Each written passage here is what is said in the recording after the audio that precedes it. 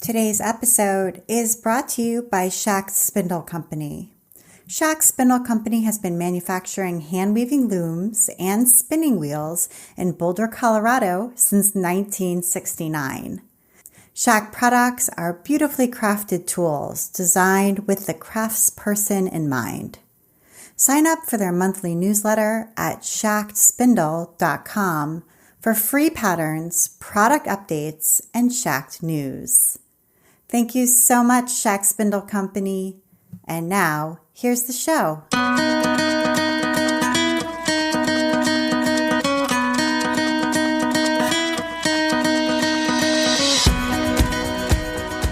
Welcome to episode 228 of the Craft Industry Alliance podcast. I'm Abby Glassenberg. Craft Industry Alliance is a community for craft professionals where you can strengthen your creative business, stay up to date on industry news, and build connections within our supportive trade association. Check it out at craftindustyalliance.org. Today on the show, we are talking about knitwear design with my guest, Andrea Mowry. Andrea was lucky enough to learn how to knit as a child from her Grandma Ginny. By her late teens, guided by the wisdom of the great Elizabeth Zimmerman and her many books, she began trying to work out her own patterns.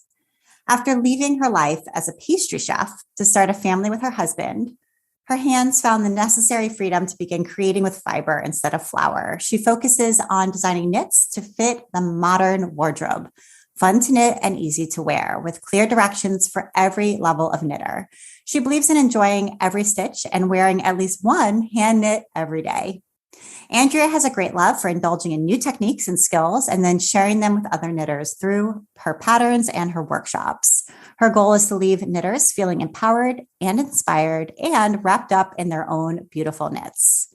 If she's not knitting, you can probably find her spinning, sewing, weaving, or cooking up something yummy for her family. Andrea Mowry, welcome. Thank you so much. Thanks for having me. Yeah, I'm excited to have you. And I would love to kind of step back a little bit and go back to, your kind of origin story. So I know you were born and raised in Michigan. Where in Michigan? East Lansing. So right near the capital. Okay. And what were you like as a child? Were you creative? Were you a maker? Were you into other things? I was really into anything artsy. And I really was into writing for a long time. So I always had a diary and liked to play around. My dad was a pretty amazing poet. So I liked to play around with poetry and writing stories. And I like to try lots of different kinds of crafts and art forms. Although I wasn't really very great at a lot of them when I think back on my childhood attempts. I didn't have a lot of guidance. So I just kind of would try things out. But yeah, anything that had to do with puffy paint, glitter, all that I was very into, and finally learned how to knit when I was like 8 or 9 by my grandma. So that opened up another kind of new world for me. And was she your mother's father or mother's mother or your father's mother? My mother's mother. Okay. And had she taught your mother or no? No. So that's kind of the interesting thing is out of everybody in our family, she had 11 grandkids and 4 children herself. And I'm the only one she taught how to knit. And I actually asked her after I had started my business and everything, like, Grandma, what made you teach me how to knit? And she was just like, to be honest, I don't even remember. I don't know. I don't know if I did. They just saw I had a crafty tendency. But I thanked her every day that she was still here for teaching me, because I don't know if that seed hadn't been planted. I don't know if I would have found my way there. So I was very grateful to her. And do you remember your first project? Yeah, it was. I even remember it was very squeaky acrylic yarn that was gray and pink variegated. And I remember I had my metal needles I think they were purple. And she cast on for me, and she only taught me the knit stitch. And I knit what was going to be a blanket for my teddy bear. And she never taught me how to bind off. So that square of knitting sat in my junk drawer in my dresser throughout my childhood. That's really all I ever did. But again, she was like, she planted that seed. So I refound knitting when I was about 17. Right. Okay. And you said your father was a poet. What did your parents do for work? So my dad was a realtor and my mom actually worked in the medical industry. But my dad always has had a very artistic heart, really big into music, writing, acting. And then my mom says she doesn't have an artistic bone in her body, but I think if you look at her garden or anything like, or her home, she very much does, just not in the same way that myself and my siblings all actually are quite drawn towards artistic hobbies and things like that. So, Okay, right. And so I know you become a pastry chef, a baker at some point later. So when you're in high school, what did you think you might want to do as a career?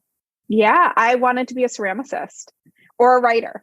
So I was really, really into English. Unfortunately, I was one of the ones who had a college professor who kind of dimmed the love of a certain thing. So that kind of broke my little writer heart. But I really, really also wanted to be a ceramicist. And just kind of along the way, that dream wasn't fulfilled, but I always had that artistic tendency. You know, in high school, took all of the English and art classes that I could. Okay. And so when you graduated, what did you go on to do? Did you go to college right away or? I took basics right away at the community college and did not know what I wanted to do. I applied to a couple universities and got in and just realized I didn't know what I wanted to do. So I was like, okay, I'm going to go take basics and work. And then I actually moved to New Zealand and I lived there for a year. What brought you to New Zealand? What brought you to New Zealand? I dated somebody from there. So Okay. while I was working, I worked at a restaurant and this person was living in my hometown for work and used to come into the restaurant every day for lunch. And so we ended up moving back to New Zealand together where he was from.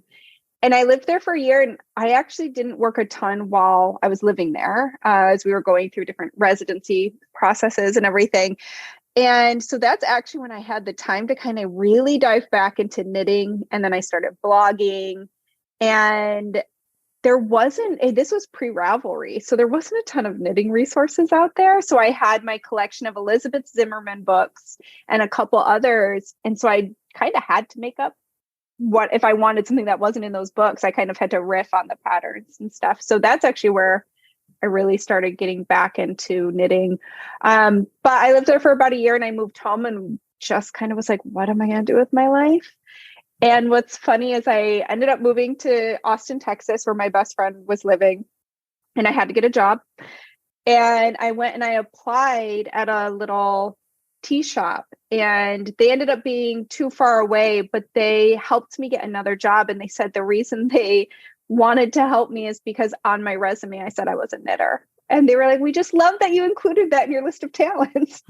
And so they helped get me a job at a bakery that was closer to where I lived. And that led into baking and becoming a pastry chef. Right. Okay. And that's like a very hands-on, career. And it also has a lot of technical aspects to it. Yeah. A lot of exacting proportions and temperatures. And it's also very creative, so it's got a lot of similarities. Do you see those to what you do now? 100%. I mean, writing a knitting pattern is so similar to writing a recipe. So I think that's actually what kind of gave me a little leg up once I started writing patterns, is I was so used to writing recipes that I could translate that quite well and wanting to write something in a way that people could follow it. Having that tactile, hands-on, kind of being able to visualize something before it exists, which can be really challenging. And there's other realms where I cannot do that. If somebody tells me about the house they're building, I'm like, yeah, I just can't picture that, but for cakes and knitwear, I'm like, oh yeah, I got that. Yeah. Yeah. So what are some of the things that people might not understand or realize about pastry chef as a career or about baking as a career? Some things that you as a person who had an inside view of that career kind of understands in a way that maybe the average consumer doesn't. I think how much math is involved in both. I think when people picture my career now as a knitting pattern designer, they just picture a lot of beautiful fall Instagram photos of somebody knitting cozy by a fire, when it's quite a bit of computer work and spreadsheets, trying to figure out sizing and all of that stuff. But one interesting similarity about both, one is trying to find the right words of how to say this, like your spatial awareness. So again, trying to picture how something will be once it's completed. So like when you decorate a cake and you have to write a message on top of that cake, being able to look at it and know exactly where to place those words. Where to start, right? Yeah. Yeah, so that it all ends up even. Right. And the same with trying to put, if you're going to put different motifs or color work or texture into a knit item, trying to make it look balanced or knowing how colors might interact together. So, okay. So you were working as a baker, and at that point was knitting kind of on the side again, because you were very busy. I'm assuming. I know you have to wake up early. I don't know if you did for your job really early in the morning in order to get everything ready. Yeah, exactly. Yeah. So, okay. So knitting kind of went by the wayside for a little while. And what made you decide to kind of leave that sector and do something different? Yeah. So, basically I got pregnant with my first child. My husband and I got married. And at the time I was a pastry chef at my friend's restaurant. And I ended up, we knew if we could make it work financially, we really wanted one of us to be home with our kids, because we knew we weren't making, and we were basically making just enough money with like my income to basically pay for daycare or something like that. So I was really working to then have somebody else kind of raise my kids. So we were like, well, does this make sense to have me work just to pay for daycare? Like I wasn't making enough otherwise. So we kind of decided, okay, let's see if we can make this work on just a single income. And so I left my baking job, and I had been working since I was about 13 years old. And it wasn't until I stopped working, I was 30 when I had my daughter, that I realized how much of my identity and kind of self-worth was tied up in working. And I didn't anticipate how kind of lonely early motherhood can be. You know, you're home with a baby, and I count my lucky stars, but she was a really good sleeper and she slept a lot. So I was just kind of home, like twiddling my thumbs, like, what do I do while this baby's sleeping? And again, it was pretty financially tough for us. So I really wanted to keep knitting, especially while she was napping, and felt really guilty buying yarn. So that's kind of when I decided, I wonder if I could try to release a knitting pattern and make just enough money to buy yarn and not feel too bad about it. And so was Ravelry a thing at that point? I mean, when you were thinking about releasing, okay, so this was after like 2007, 8, somewhere in there. Yes. Yeah. Okay. So this was 2014 is when I released my first pattern. Okay. So it was a while back. Yeah. Yeah. So I can't imagine having done it without Ravelry. Right. I think unless you had a really popular blog, getting any visibility, I think would have been pretty hard. So that was really key to it. It also, the way they have it set up, it helps guide you through the process of like, how do I even publish a pattern? You can kind of go through step by step of what they need from you to figure that out. So I just was like, okay, I'm just gonna try this and see what happens. I should rewind a little bit and say that when I lived in New Zealand, I actually did try to publish a knitting pattern. I tried to get into a knitting book and failed miserably. Did you see like a call for submissions somewhere? Yeah. Yes, exactly. So I submitted to a knitting book, and I actually had made a really good knitting friend who was in the Netherlands. We were blog buddies. We both had knitting blogs, and she got in, which was so exciting for her. And I was just like, okay, maybe this just isn't my calling. But I think there was almost a 10-year difference between when I tried the first time and the second time. And during all those 10 years, even as a baker and other jobs I did, I never lost my love of knitting and my desire to want to figure out how can I make this my job. So yeah, I tried again when my daughter was about 8 months old. And without a gatekeeper, right? Because you don't have to get approved. If you just, create a pattern and put it on Ravelry, there's no yes or no. 100%. Right, right. There's nobody has to say, yes, this is good enough, except for the people buying the pattern. Right. Exactly. Yeah. So, and it sounds like you had started blogging as almost like a first step into making knitting really kind of part of your identity. And so tell us about your blog early on. Like, how did you decide to start it, and what did you call it, and what were you writing about? Yeah. So I called it I'll Knit If I Want to, which I thought was hilarious at the time. And that's now the name of my little YouTube weekly Q&A podcast I do. So it's still there. Still there. And I think you can still find the old blog, which even talks about my very big failure of trying to become a knitwear designer. There's a sad little post about it. So, it was at the time when everyone was just starting to realize like, oh, I'm just having a computer means I can kind of put a little bit of who I am into the world. So that's right when, that's when MySpace was still a big deal. Yeah. And Ravelry hadn't quite started yet. I think they were just about to. So it was like right close to when Ravelry was getting going. So before Ravelry, that's really how I felt like, at least in my experience, how us crafters kind of kept up with each other. Like everyone had their blog roll and you would share other blogs you loved. And I mean, I remember that was what I did instead of watching TV is I had my whole blog roll and I would go through and read all my favorite knitting blogs. And I loved it. All of a sudden it was like, oh, I'm not alone. There's so many other knitters out there making things. So I would just, try to find creative ways to post pictures of yarn, which were really bad. I remember one time like setting it in a tree. Like, how do you take a picture of yarn? That would be pretty. And I just wasn't, it took a little learning curve there.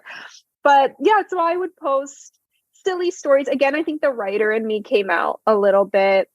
It was mostly focused on knitting, but it definitely would talk a lot about cooking. I've always been into cooking.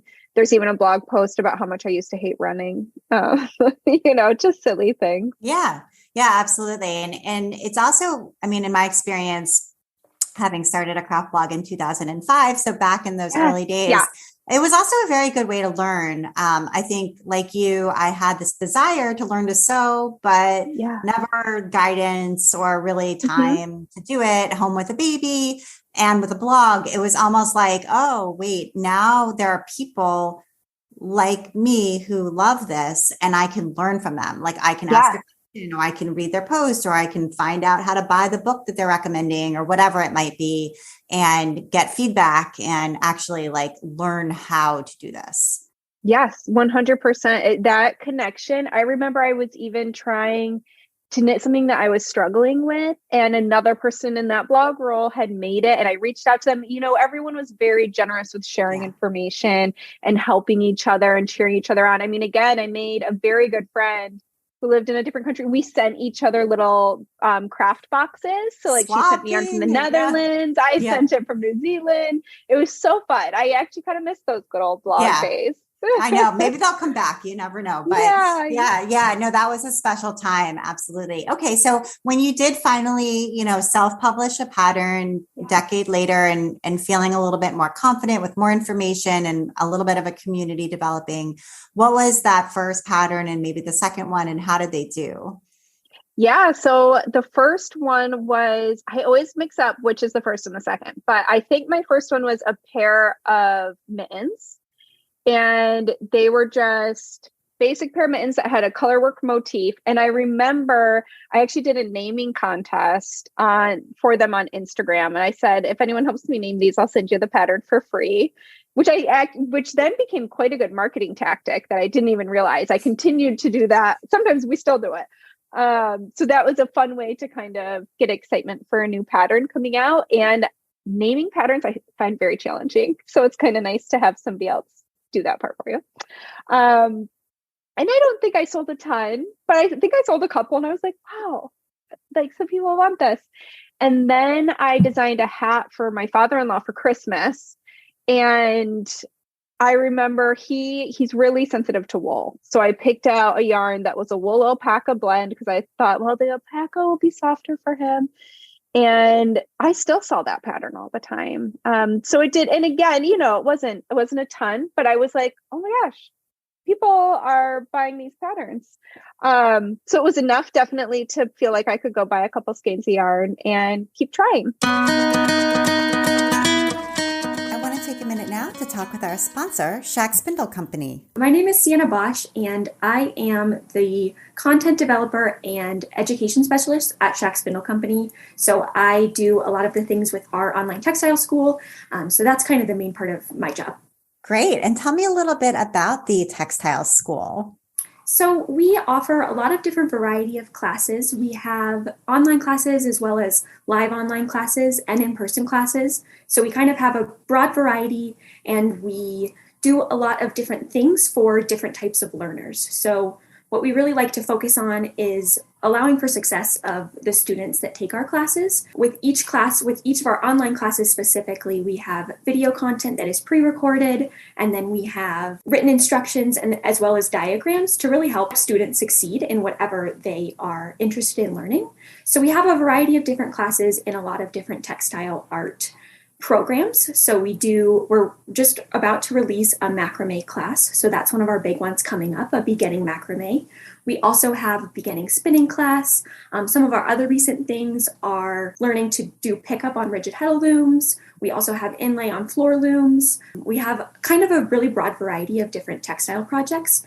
And each class has a project that really allows for students to learn a lot about the process and then understand the new technique, and then also make a finished piece for the end to show off all those new skills that they learned. This sounds like a fabulous resource. I know our listeners would love to check it out. So tell us where they can go. And I understand you have a special offer as well. Yeah, so you can go to textileschool.shackspindle.com, and that's where all of our courses are. You can find both the online, live online, and in-person classes there. And the special coupon code for the listeners of this podcast is CIA 2022, and that gets you 10% off of any of our classes through the end of December. Thank you so much, Sienna. Thank you so much. Thank you so much, Shack Spindle Company. And now back to my conversation with Andrea.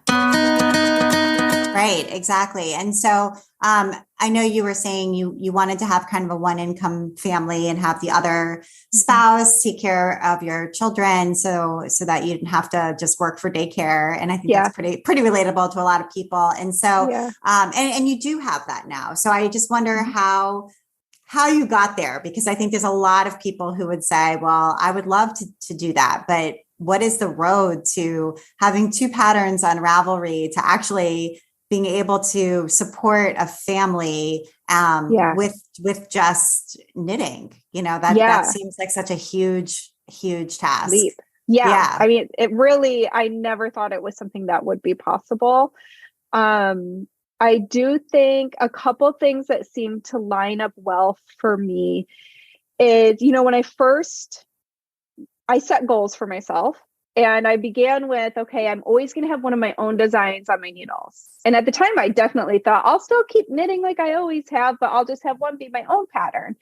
And I immediately just started designing my own pattern. I gave up on trying to knit other people's patterns because I just realized all my excitement was in creating my own. And that was all kind of just a natural evolution. But one of those early goals was, once I realized how much I just wanted to knit my own stuff, was kind of giving myself a schedule. So that original goal was to publish one pattern a month. And that, again, it never felt stressful or overwhelming or like too much. I think having a realistic timeline, especially with anything creative, I think if you try to do too much, that burnout is no joke.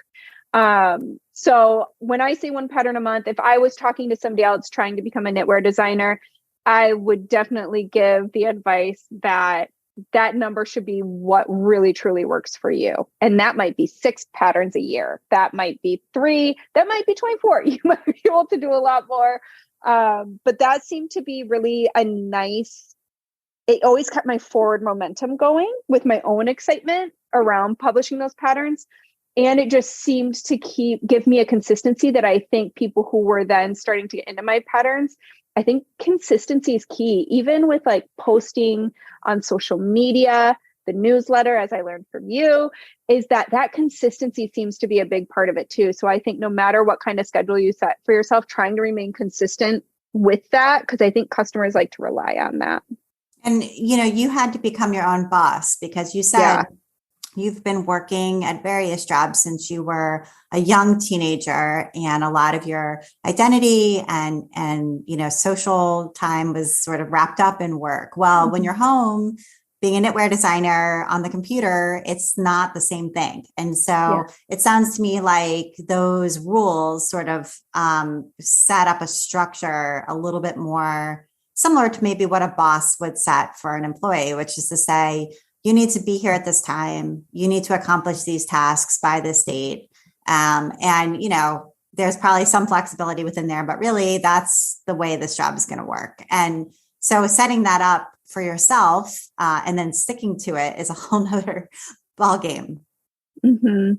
Yeah. And again, I think that's why it's important in the beginning to try and set up realistic goals.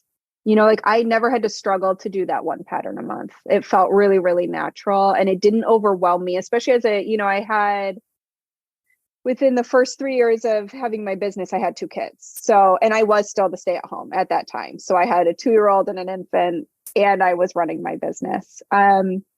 So I will say, I think I have a very strong work ethic. And I think, I always tended to become a manager no matter where I worked. I tend to move up in that chain. So I do think if you want to own your own business, having that self-motivation is really, really key. And if you maybe aren't super self-driven, doing exactly what you just said of like talking to yourself as though, it's the boss saying, like creating a schedule for yourself. Because I will say, while I was still the stay-at-home while doing the business, it's amazing how much you can squeeze in a couple hours. I but know. When it's amazing. I mean, it's the gift of children. I always say, like, there's the only thing that's sort of similar in my mind is like traveling. Like if you were in Rome, for just 4 days, you wouldn't probably sleep late. You'd be like, no, wake up early, get to the bakery, go to the museum, go see all these sites, go out to dinner, go see this, whatever, because you only have 4 days. And I think that it's very similar when you have children. It's like I used to be a teacher and I'd have the whole summer off and would get nothing done. But once you have children, you're like, I have 20 minutes. Yes. And in 20 minutes, I'm going to do a day's worth of work. Yes, it is. It's just like you maximize all that time. And I think I did the same thing. Like when I had my day job, I still knit quite a bit. And it's because it's like all those minutes add up and they're so precious and you want to utilize them. Where once my husband began staying home, I floundered for a little bit of like, okay, I'm not used to having a big window of time to work. So now how do I organize this? So I'm still maximizing my time. And I still feel like I have to kind of like figure that out. Yeah. So let's talk about that transition. So your husband was working a day job when you first started. You were doing this as basically a kind of a hobby to pay for more yarn. And you had the 2 kids. And then how did you both come to the realization that this could be the income stream and that he could actually join you? And I know he takes your photos, which are stunning, and he's clearly very talented at photography, I'm sure, among other things as well. But how did you guys together come to this realization? And maybe, I'm sure there were some steps that you had to take to plan to make it happen. It didn't just happen, or maybe it did in like one day, but. Yeah, absolutely. So we realized I had a couple patterns that started doing very well. And we started noticing like, okay, the income I'm making for this, we just never expected. So we started thinking like, man, if I could work more, could this business grow more? And so we talked about it quite a bit. It was a very, very scary leap, especially because when you own your own business, you don't have health insurance. You have to buy your health insurance. It's just a whole new realm of things. So we actually found that in our town at the community college, they had free business advisors. And so we went and we talked to a business advisor and just said, like, we really don't know what my business needs to be making for us to be financially stable if Peter left his job. So that was really, really helpful. And I have a feeling, I bet most people, if they live in a town with a university, I bet they might have some kind of resource like that. So that was really helpful. And what was interesting was how much they discouraged Peter leaving his job, because they were like, Peter actually worked at the local university and his benefits were so good that they were like, him keeping his job is worth it just for his benefits. So we ended up not doing it for a number of years because we just kept looking at it and they were like, yeah, it's still not quite, they were like, we still would recommend it. So it took us probably like 3 years for us to finally make the leap where it got to a point where I was like, I cannot keep doing this part-time because it's too much work for me to fit in to this like nighttime block after the kids go to bed and the 2-hour block during the nap when now one kid's dropping the nap. Right. Yeah, that's the worst. Once they drop the nap, you're like, no. Yes. Yeah. It was like, I was supposed to write a pattern during that hour. And then you're being frustrated with your kids, which you don't want to, don't want to do. Right. No. So finally it was just, we were like, okay, my business is doing well enough that we can afford health insurance, especially again with young kids. It's like, you want to make sure you have all your ducks lined up, all your ducks in a row. So and again, we also got help. So we had help from that business advisor and then also from our tax person as we started kind of talking to them, because we also both came from backgrounds of not being super financially stable necessarily our whole lives and through our childhood and everything. So we just really wanted to make sure, okay, are we thinking about this the right way? We don't really know. I think that's really the hard information to find out there. It is really confusing. And everybody's situation is really different. Everybody's family is different. Everybody's health is different. I mean, there's so many factors. Where you live and the cost of living where you live varies wildly, and you could move somewhere else and it could change. So there's so many things to keep in mind. So it sounds like you really got some good advice, which is smart from different sectors to figure it out. And so, And so now Peter is home with your children who are still fairly young, right? They're like 6 elementary. and 8. Elementary age kids. And that gave you the time to really focus. And you had said that there were a few patterns that had really taken off and like proved the concept that this could be something. So can you talk a little bit about like the most successful ones in there? And because that must have been kind of a turning point when you're like, wow, this one though is like really. Yes, it was. And I think that is what helped us kind of make that final leap too, of having him come home. So one was Find Your Fade, which is a shawl. And that one, I think, it's funny because when I designed it, I was like, I don't know if anyone's even going to like this, And so I actually designed that after my son was born, and I was, again, I had an infant and a 2-year-old and was running this business, and I was very depleted. And I was like, I'm just going to knit something that I want to knit that just makes me feel so good and excited. And so I just cast on. And then I didn't even publish it for like a number of months after I finished it. I just was wearing it a lot, And so I finally published it, and it was just like, what is happening? I mean, it just, if you're familiar with Ravelry, there's like a top 10, and it just shows like the patterns that are being most viewed at any given moment. And that pattern just hovered there for like over a year. Yeah. I remember, it got like mainstream media attention. I don't know if it was on the Cut or somewhere. It was on the Cut. Yeah. I remember that article. And, what do you think it was about Find Your Fade that made it take off that way? I think I know exactly why. I think that a lot of us crafters, especially if we go to like in a big event like Vogue Knitting Live or Stitches West or any, now it's been a few years since I feel like any of us have gone to anything, or maybe you're just going to your local yarn shop and you buy like that one skein of really pretty special yarn, but you only buy one. And so after a while, for any of us out there who have a stash, you now have all of these single skeins of yarn, and you're like, I don't know what to do with these because I only bought one, because a lot of times they're like indie dyed, they're a little bit pricey. And so you just have this collection of yarn that's just sitting there gathering dust. And that is actually one of the things that led me to do it. Is I was so drawn to all of this indie dyed yarn with the speckles. Like it just filled me with joy. And so I ended up using 7 different colors in that shawl. And the whole goal was, how can I move from one color to the next? And basically just making up my own gradient, and just finding a way to blend from one yarn to the other. And so I think when that shawl came out, it gave so many knitters a way to use this stash they had collected. And I think that it was so fun to move from color to color that even though it's a really large shawl, people were finishing it because it was so exciting to keep going in to watch the colors change. So I just think it hit that like perfect little serendipitous, joyful making thing. And was there another pattern besides Find Your Fade that also got that kind of traction?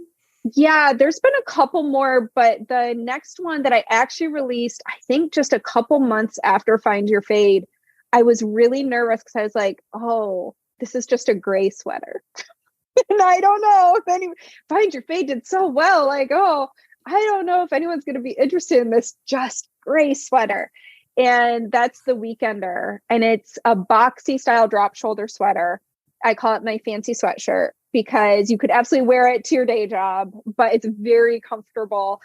And that one, again, I really was uncertain of how it would do. And it remained, I think it's actually surpassed Find Your Fade now because so many people have knit it or knit multiple because it's very comfortable. It looks great on a lot of different body shapes. So that one was my other, just like, okay, kind of worked out really well. And do you feel like it's possible to make a living like this, like a real living that supports a family? Mm-hmm. And obviously there's a lot of variables that go into that, of course, but in general, by just designing patterns that you self-publish? Or do you feel like it's important to add other streams here? I know you traveled prior to the pandemic, you traveled quite a bit to teach and different, shops and different shows and different gatherings of different sorts for knitters. How important is it to do that? How important is it to also write books or just to bring in other streams? Or is it possible, do you think, to just do it, by self-publishing patterns on Ravelry?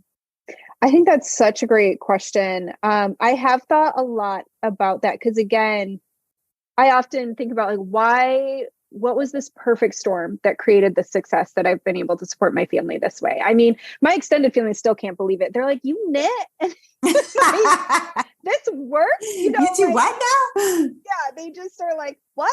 People still knit? So I do think, I did start teaching fairly early on. There was a yarn shop that was really supportive of my work. And they were like, why don't you come out and teach a class? Which I will say that first one was really terrifying.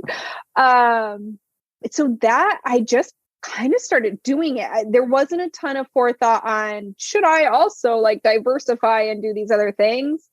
I just kind of fell into that part. But if I reflect on it, I do think that was really helpful for getting my name out there.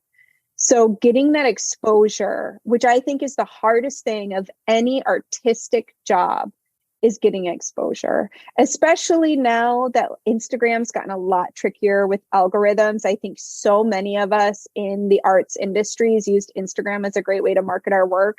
And now, I have a large following and only maybe 10% of my followers ever see a post. Yeah. And so I think that, and also publishing, I do think that at the end of the day, from my own experience, I think that independent knitwear designers are better off self-publishing their work, financially speaking. But the way I looked at publishing in magazines and doing things like that, I almost looked at it as my marketing budget. Because again, just having your name, the more people are exposed to your name, you're going to reach different demographics that you weren't reaching before. So I do think that teaching and publishing with some outside companies was really smart. I think in hindsight, one tip I would maybe give if somebody was getting into those things is that all contracts are negotiable, because I just didn't know that and very much was like, okay.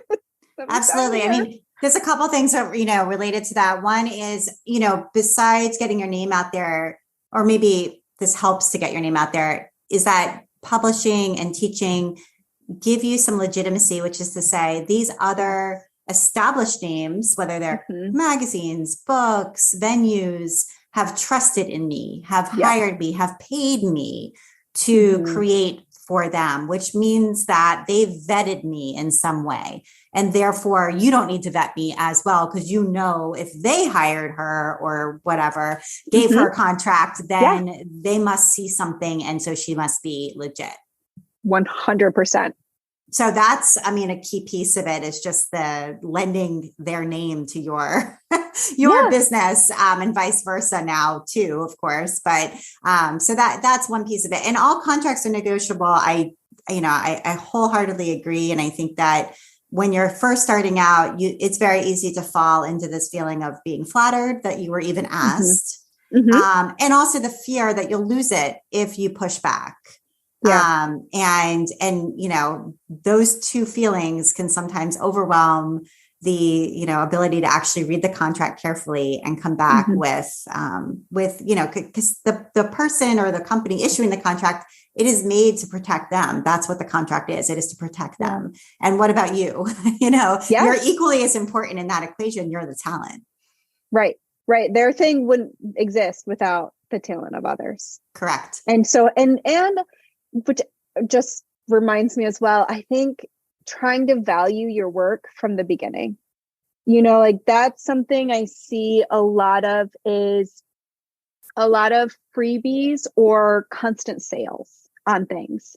And I have found throughout my own experiences that I think that if we undervalue our work by constantly underpricing or always like sale after sale after sale after sale, I think that it begins to send the message that there's maybe something wrong with our work.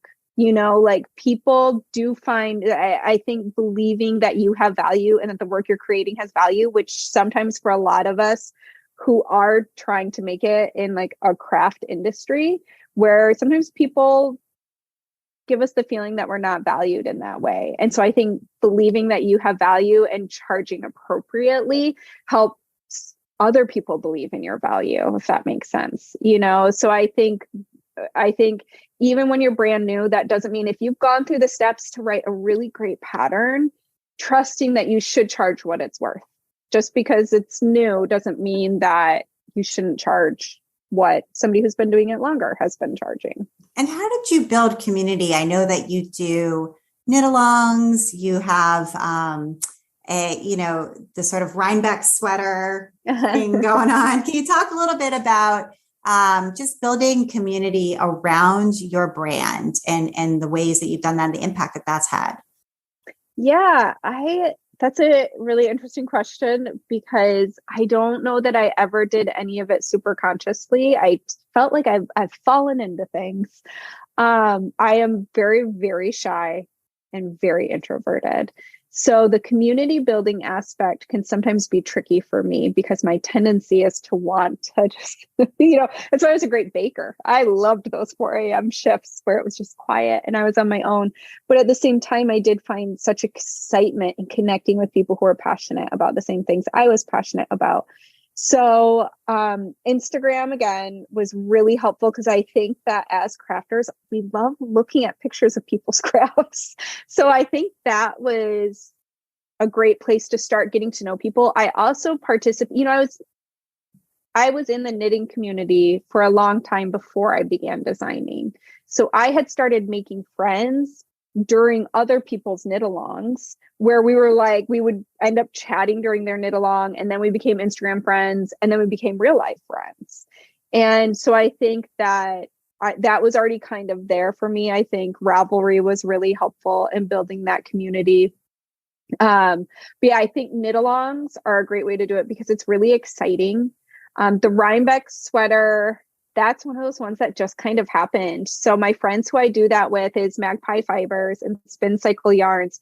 And I think this is either our 5th or our 6th year.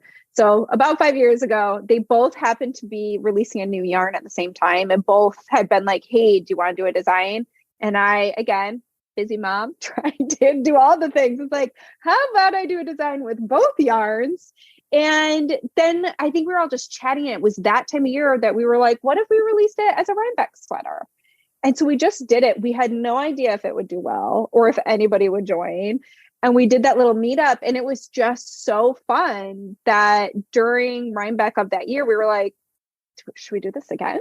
Like, that was so fun. It brings everybody together around in real life, in person, around something that they've been doing online and enjoying for months. Yeah. Right. I mean, and it is, and it's just, I think that there's actually a lot of shy, introverted crafters out there. And having this common thread to be able to connect with people on makes socializing easier. So I think it's this kind of beautiful way for those of us who maybe sometimes find it a little more challenging to socialize. It kind of brings us together in a way that feels really exciting. And I have 2 other knit alongs now that I do, or 3 other knit alongs. Again, I didn't mean to do these. I did like a hat knit along challenge because I wanted to see if I could get more people to learn brioche. And I knit a brioche hat that I hoped would be really helpful for beginners that I did a bunch of video tutorials for. And I just was like, let's see if we can all knit this in 4 days. And now that's been going. We just had, again, our 5th or 6th knit along, and I do another one in November every year for socks. And now it's become traditions for the people who participate, which just like makes me feel so happy to see that this has become something that other people look forward to every year.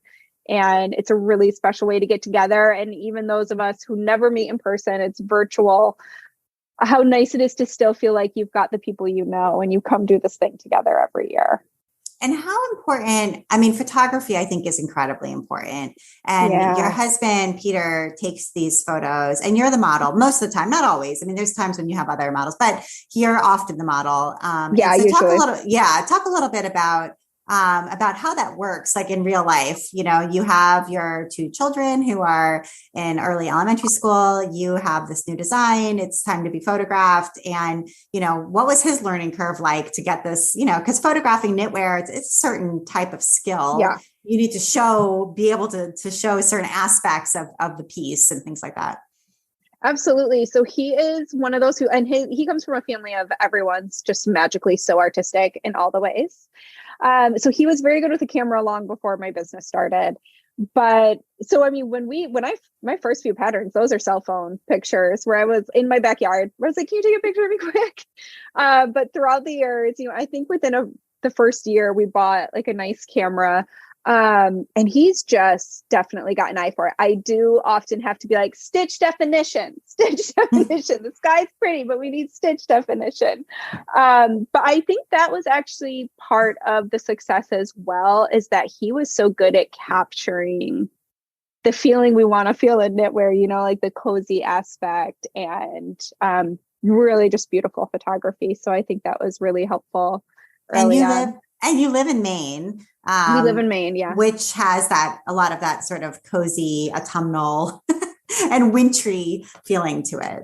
It's been really nice to have new landscapes to go to, because where we lived in Michigan, which we've lived here now for 3.5 years. So where we lived in Michigan was a little trickier. We lived in a more urban setting.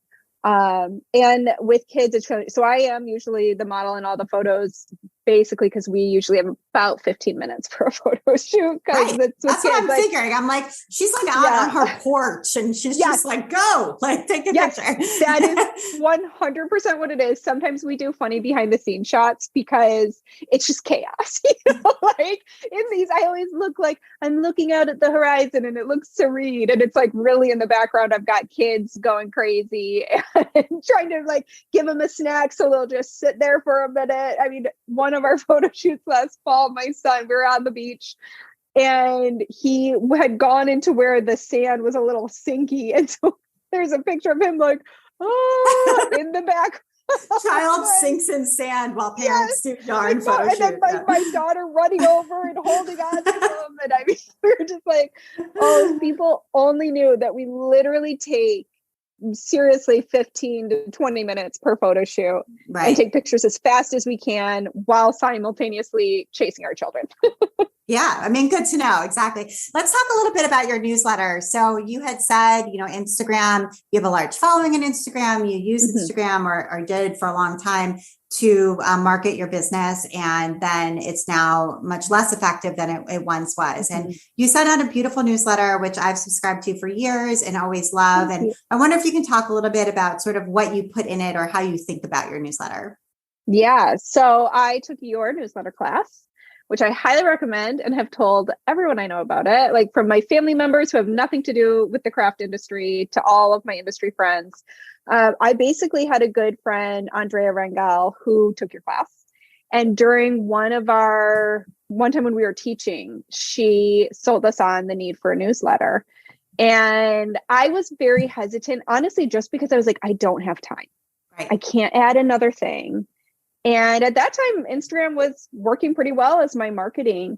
And then I remember watching your class, and I believe in it, you talk about the stability of some of these other platforms. And that hit home for me really hard of like, if Instagram was gone tomorrow, that is all of my marketing. And I now have no way to reach my customers.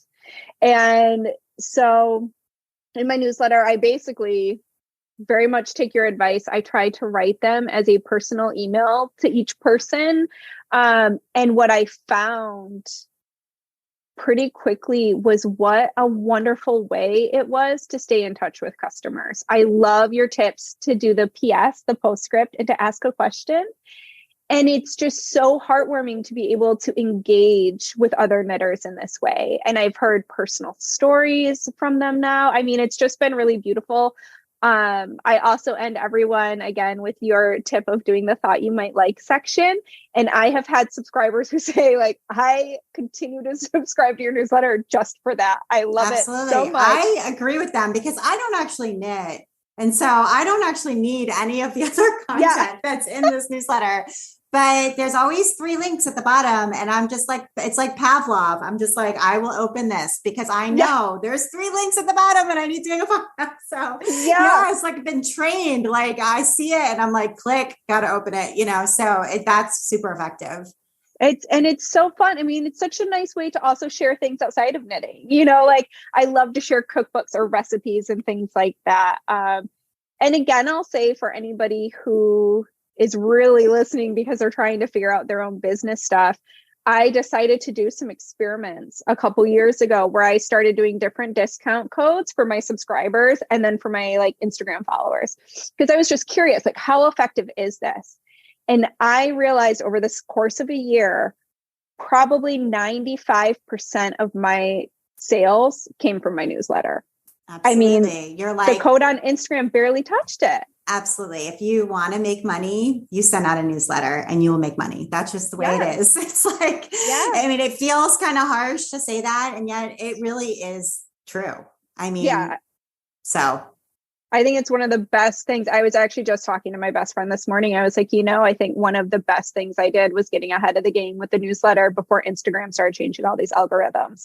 Yeah. Because it makes me feel more secure in my business. I think there's a lot of scaries that come along with having an artistic business and for having your own business. So knowing that I have this consistent space where I can share with my customers has been huge. It helps you to be less upset when Instagram continually changes and pulls the rug out under you. It's like you don't have such a personal, emotional investment in what their decision making is, which is really nice to get that distance. So I know we're returning to in-person events. You've got a really beautiful international event that's sold out. But if you can tell us just a little bit about sort of before we get to your recommendations, like what motivated you to create, is this something new and to create something like this where you would be traveling with folks? Yeah. So earlier this year, I have missed during the pandemic. I used to travel once to twice a month for work pre-pandemic. And I would teach and just really loved it. There's something that is so different connecting with people in a classroom at smaller numbers. I usually have 12 to 14 people in my classes, and just getting to connect with knitters in that way, especially when so much of my business is kind of done alone up in my studio. That's just really special.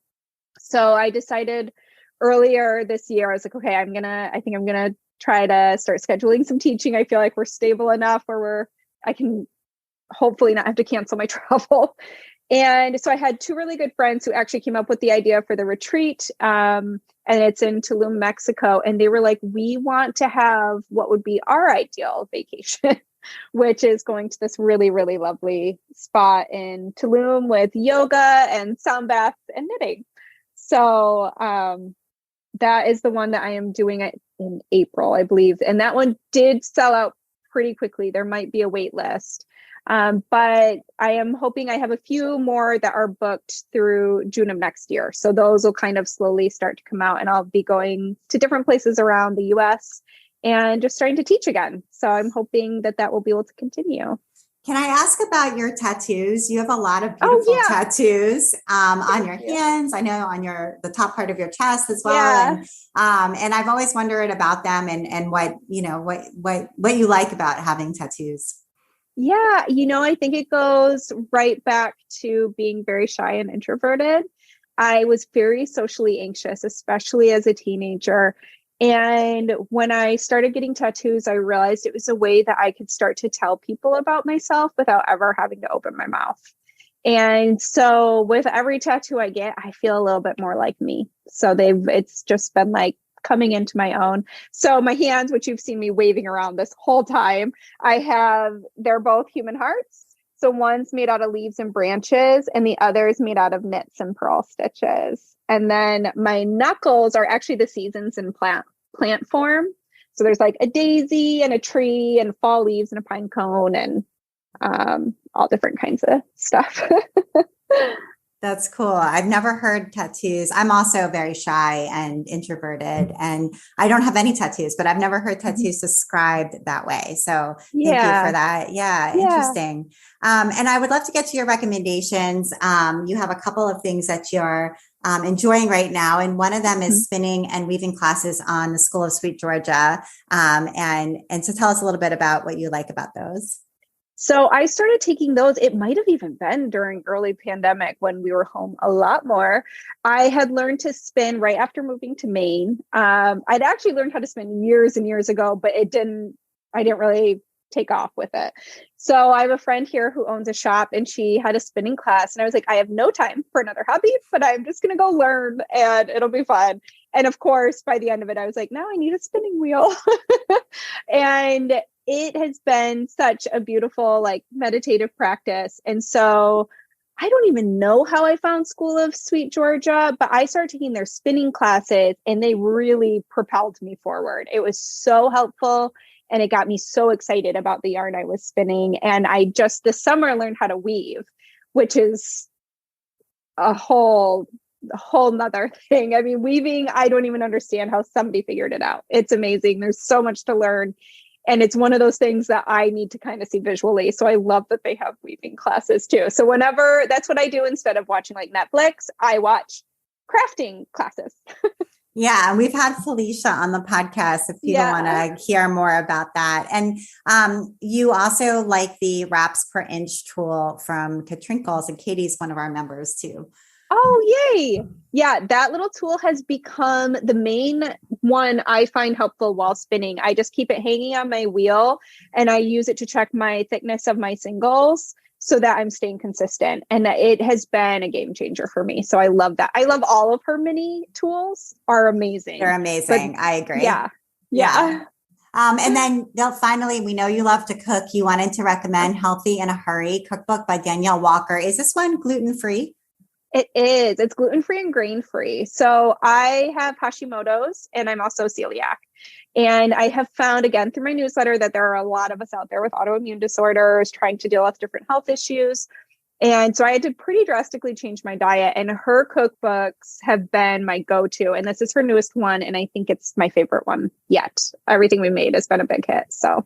All right. That's a good recommendation. Well, Andrea, thank you so much for taking the time to be on the Craft Industry Alliance podcast. It was great talking to you. It was so great talking to you. Thanks for having me, Abby. And you've been listening to the Craft Industry Alliance podcast. I'm Abby Glassenberg. Today's episode was brought to you by Shack Spindle Company. Shack Spindle Company is committed to supporting their dealers in their educational programs. Explore the resources available on their website and contact them about how you can add spinning and weaving to your product mix. Learn more at shackspindle.com. When you're there, be sure to sign up for their newsletter. Thank you so much, Shack Spindle Company. Craft Industry Alliance is a community for craft professionals. When you become a member of Craft Industry Alliance, you get in-depth coverage of craft industry news, the opportunity to connect with fellow professionals for advice and support, and access to an educational library filled with ideas, tools, and resources to help you as you build your business. Join us at craftindustryaLliance.org. Thank you so much, and I'll see you next time.